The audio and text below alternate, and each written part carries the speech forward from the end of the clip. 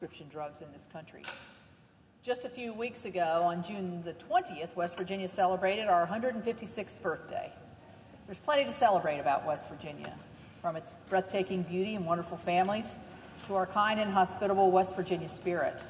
But unfortunately, West Virginia has its challenges, too, including health challenges.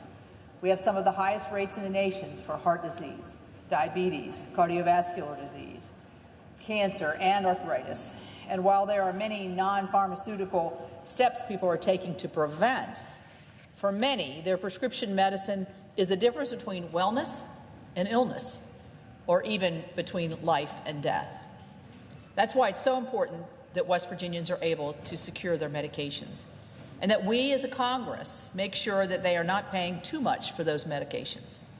Of all the issues that my constituents come to, whether it's a phone call, a casual running into them at the grocery store, or a letter, this is the issue I hear most about, because it's something that affects so much the West Virginian way of life. And it's something that affects them every day. If it doesn't affect them, it affects somebody in their family.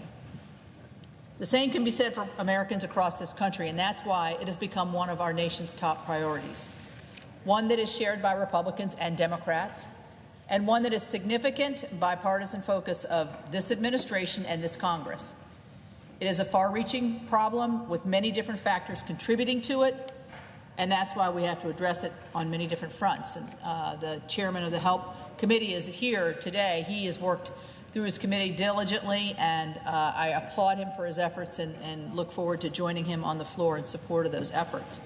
As we all know, the path a medication takes from the manufacturer to the patient is very complex, with many factors impacting the price a consumer pays.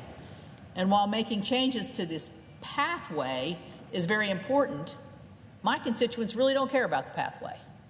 They're more concerned with the total on their bill that their pharmacist is ringing up. And that's why I have focused a lot of my personal efforts on the important role that our pharmacists play in lowering drug costs. In many small towns and rural communities, which is my entire state, pharmacists are the healthcare providers that people go to quite regularly. And they are often some of the most trusted and friendliest and welcoming. And so it is essential that patients, especially seniors, are able to access the local pharmacy. West Virginians and Americans across the country should be able to trust that their pharmacist is not being restricted about telling them how to get the best prescription drug prices. They need to know they aren't facing higher cost sharing for drugs and being accelerated into the coverage gap, or the donut hole phase of Medicare D, due to an overly complicated system of fees and price concessions, which nobody really understands, certainly not at the pharmacist's desk. In order to ensure seniors have access to a pharmacy of their choice, Senator Brown and I introduced the Insurance Seniors Access to Local Pharmacies, our last Congress. We're going to be reintroducing this bill, which will require that community pharmacists in medically underserved areas be allowed to participate in the Medicare Part D preferred pharmacy networks. Why is this important? If a local pharmacy is not included in a preferred network, a senior must either switch to a preferred network pharmacy, which could be a lot farther away or less convenient, or pay higher co-payments and co-insurance to access their local pharmacy. In some cities and towns, you can find a pharmacy on nearly every corner. But in rural areas, that's just not the case. And accessing a preferred pharmacy could require significant time and difficult travel. Additionally, many seniors rely on their local pharmacies to not only access prescription drugs, but also to receive those needed services like preventive screenings and medication therapy management.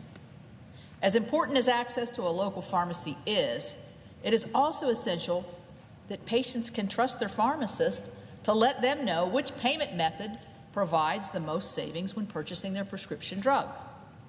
I was proud to join Senator Collins last year as a co-sponsor of the Patient Right to Know Drug Prices Act. This common sense bill, which the President signed into law in October, bans the use of the pharmacy gag clause. It was really kind of hard to believe that it still existed.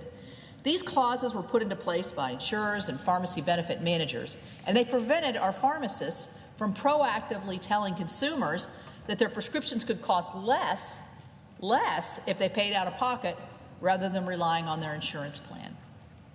I'm also currently working with Senators Tester, Cassidy, and Brown on legislation that would help improve transparency and accuracy in Medicare Part D drug spending.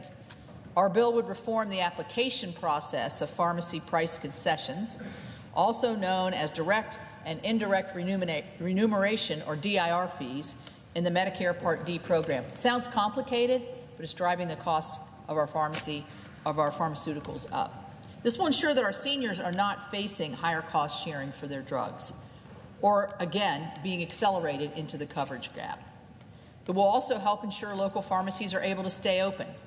This is critical. We've got to keep our local pharmacies open for a vast majority of rural America and have them continue to stay open and continue to serve Medicare beneficiaries and other communities who rely on them.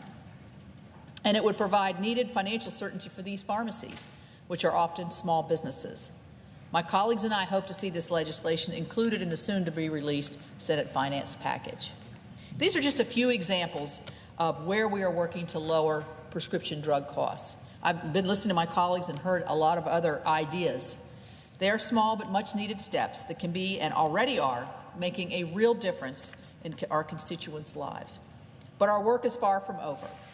We have to continue looking at both common sense and complex solutions to the problem. This is a complex problem. And while as a Congress and a country, we may not agree on the best way to do that, we do all agree that it's a problem that needs to be solved. I look forward to continuing working with Senator Alexander and Senator Lankford, who are on the floor here today, and my other colleagues and the administration to find that pathway forward to lowering the cost of prescription drugs. I yield back. Senator from